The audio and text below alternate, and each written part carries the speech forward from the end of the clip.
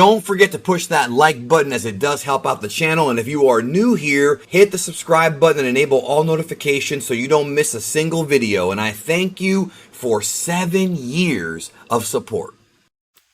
This video is going to contain major spoilers for the third act of Dragon Ball Super Superhero. We're talking about the end of the movie.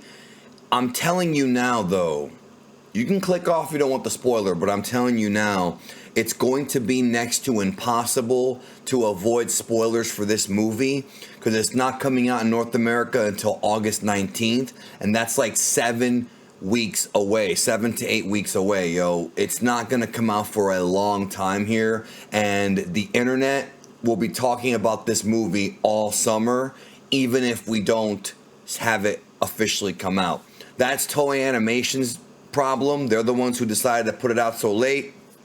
It is what it is, but as a courtesy, I'm giving you a warning right now. We're going to go through some major third act spoilers for this film, including details on Gohan's new form, Piccolo's forms, plural, and other stuff.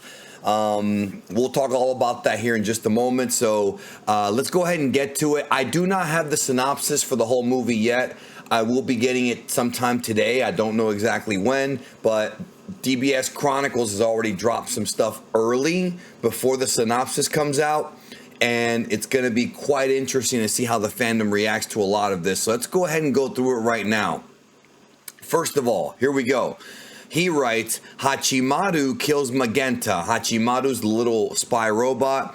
It says here, Dr. Hito's Hachimadu has been spying on Magenta ever since Hito returned from prison. On Hito's orders, Hachimadu kills Magenta, but is it too late? This is when Magenta snaps and releases Cell Max at the end of the movie. Hachimadu kills Magenta. He tries to stop it. Dr. Hito tries to stop it because the Cell Max creature is not ready yet. It's not ready. So Hachimadu's the one that kills Magenta, and it is what it is, yo. He does not survive this film. Orange Piccolo. This one I had no idea about, even though I was told that Piccolo has a lot to do in this movie.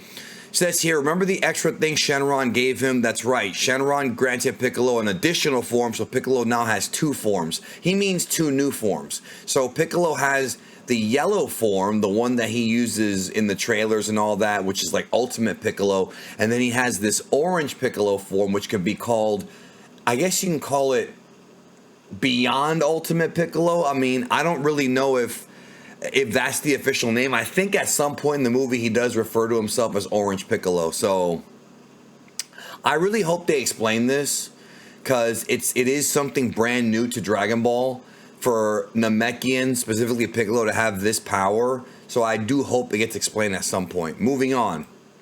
Gamma 2 dies. Gamma 2 sacrificed himself in saving Gohan from Cell. I knew that one of the Gammas was going to bite it in this movie. We talked about this in the stream I did a little while ago. So it's Gamma 2 that ends up dying, sacrificing himself, saving Gohan from Cell Max. So basically, at some point, Gamma 2 realizes that him being a superhero is like, his idea of what one was incorrect. And because of that, he sacrifices himself to save Gohan. So he actually does something that is super heroic. Kudos to Gamma 2 for that. Vomi, that's her human name. Dr. Guerreros' wife, Dr. Hito's mother, no, Hebo's mother, and Hito's grandmother. We're going to go talking about this here in a minute. So, in the stream I did a couple weeks ago, I talked about how Android 21 is in the movie, but it's not really 21. It's her human version. That's what this is. So, basically, Dr. Gero, known as Gero in the dub, but it's properly pronounced Gero, his wife was her, and they had 2 sons. One of them was the one that resembled Android 16, which I talked about in the video a while ago, and the other son they had was Dr. Hito's father. So Dr. Hito in this movie is the grandson of the original Red Ribbon scientist from Dragon Ball Z. And that is what it is. So We do see her make a small cameo in the movie. I discussed that in the stream I did. Again, I was not told about this as a Chronicles exclusive, so it is what it is, and it's just a little Easter egg. It's not necessarily like we see the real Android 21. It's just her human version of her form. Now we want to talk about Gohan's final form, which actually, you know what? Let me save that for last. I'm saving that for last. Before I get to that, Carmine survives. I was telling y'all that not every new character dies. This is one of the ones that survives. Pan knocks out Carmine, but the movie doesn't say anything about his future, so he just gets knocked out, but he's not dead. Will he come back in the future? Who knows? Now this, I talked about this in the video I put out yesterday. I was directly told this, but I was told not to reveal it, and I kept my word. Now I can reveal it because it's public information. Pan learns how to fly. In the entire movie, Pan is unable to fly, but when she runs for her life from the purple explosion, she takes off for the first time. This is very controversial because we literally witnessed Pan flying in Dragon Ball Super. We've seen baby Pan as a baby flying and going into space and things like that. We literally witnessed that. But now a few years have gone by since those episodes aired, and all of a sudden Pan doesn't know how to fly. This is kind of annoying, but I think it goes back to what I've been telling y'all about the canon of Dragon Ball Super. Toriyama is not really the guy writing Dragon Ball Super. It's Toei Animation for the anime, it's Toyotaro for the manga. Toriyama writes an outline. They take his outline and add to it.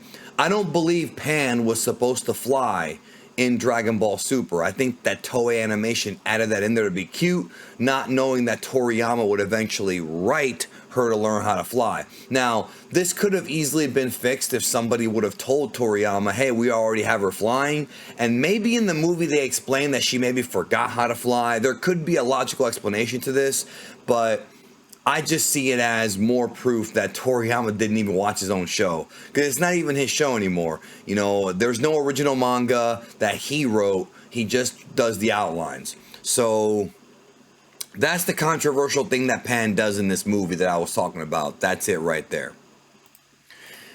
Dr. Hito now works at Capsule Corporation. So when the movie ends, Dr. Hito survives and works for Bulma's family. So we might see him in the future someday. We probably will, as a recurring Dragon Ball character, creating new androids and doing what he can to help out for the good side. So that's good.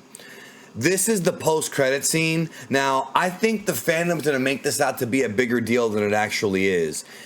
In the end, Vegeta finally defeats Goku. So in the post-credit scene, Vegeta beats Goku. But you have to remember, it's a sparring match. They're not fighting to the death. They're just sparring, and Vegeta beats him.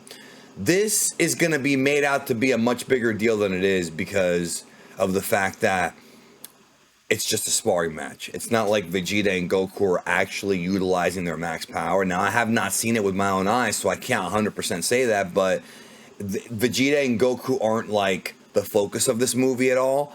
So doing this, I feel like, is just going to be little fan service for the Vegeta fans. So it is what it is. I don't hate it, because if you're sparring with someone, you win some, you lose some. So, but I think the fandom will make it a bigger deal than it is. Then we have Gohan's new form. It's called Final Gohan. This is what we've been calling it Beyond Ultimate for the past, like, I don't know, months, right? But there is a new look to it. Now, again, this is all information I had no idea about. I'm just finding this out today. Like, I knew that he did Beyond Ultimate. I didn't know what it looked like, though. It says here, when nothing works against the Max monster, which is Cell Max, in a fit of rage, Gohan unlocks a new power. And it's referred to as Final Gohan, where he has silver white hair and red eyes. Now, in case you didn't know, I did a video on this.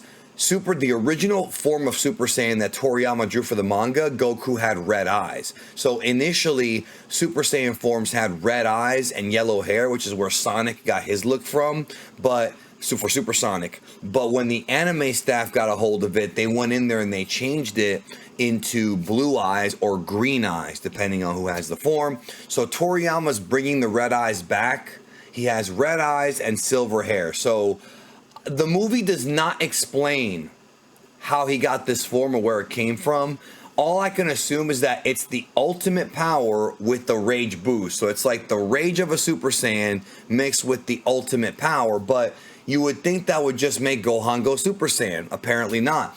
Because Ultimate is above Super Saiyan. So this is the Beyond Ultimate form now. Final Gohan. When we actually see clips of this movie leak, we're going to have a lot to talk about, right, when it comes to this.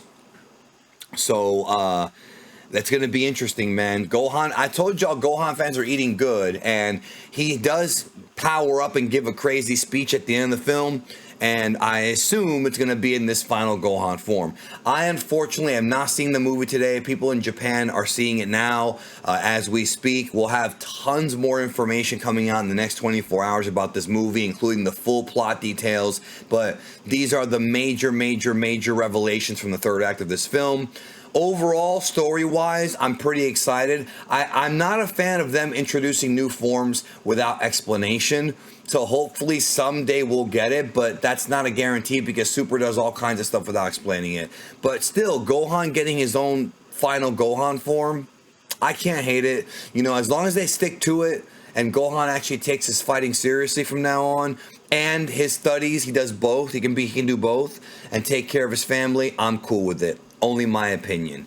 Thank you. Have a great day. More spoilers to come. Subscribe, leave a like. Talk to you soon.